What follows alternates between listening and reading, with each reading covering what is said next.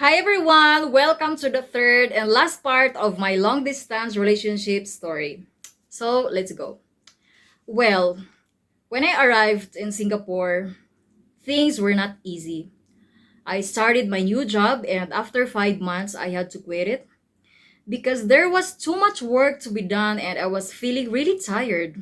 And oh my god, this would cost a new 2-year contract and extra waiting time to meet my partner. But I had no choice what to do. So I went back to my agency, and in a few days, I was already working in a better job, and finally, I could manage to go until the end. When my contract was about 6 months to be over, my partner unexpectedly called me saying that he was in hospital and had some bad news. His doctors told him he had colon cancer and needed to go through an urgent surgery and would have to spend some days in the ICU. At that moment, I cried a lot and felt like all my dreams were over. It was difficult to understand why such a thing could be happening to us. This was one of the hardest part of our relationship for sure. The only thing I could do at that time was to pray for his recovery and trust God in everything.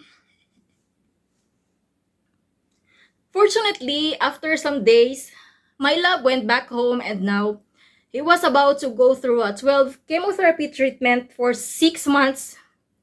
And for sure, his treatment was not easy and there were times he had to stay in hospital for blood transfusion. But anyway, time passed by. I went back to the Philippines. His chemotherapy treatment was over.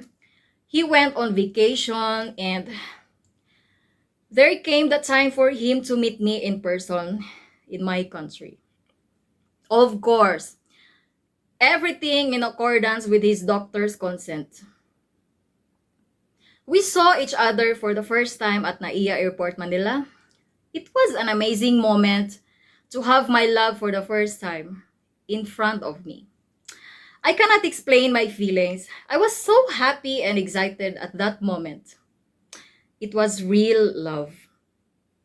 We stayed in a nice hotel, enjoyed the capital city for a week, and then we went to my hometown to visit my family. Every single moment was really special and we were so happy. But something was wrong. My partner would feel very weak and tired every now and then. We thought it would maybe because of his treatment recovery. Anyway, even so, we had a great time together. When he got back to Brazil, he bought a ticket for me to follow him there. After a few days, he felt bad again and had to go back to hospital. There, he stayed for 3 days to get blood transfusion and for more exams.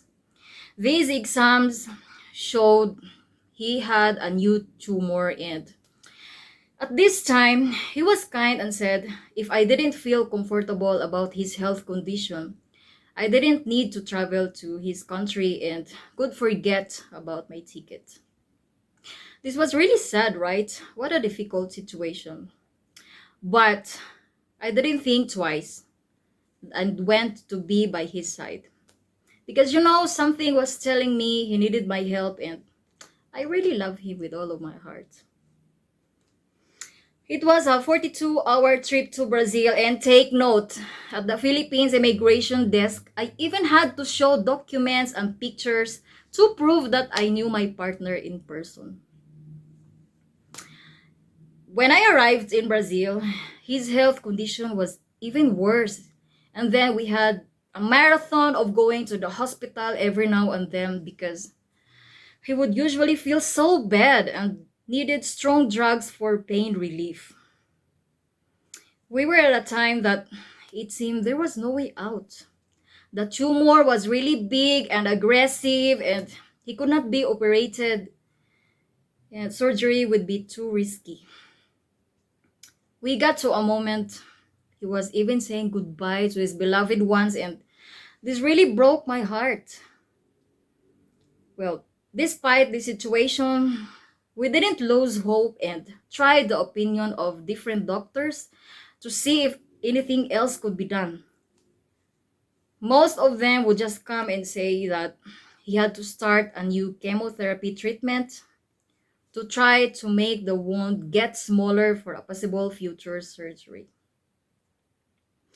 Fortunately, we found a group of doctors that decided to study the tumor cells accurately and found out that an immunotherapy would be the solution and save the life of my love. Today, he does this treatment and he is getting better each day. His doctors tell him he cannot forget the bad thoughts about dying. Now the tumor is getting smaller and resected. This means most probably he won't need any future surgery.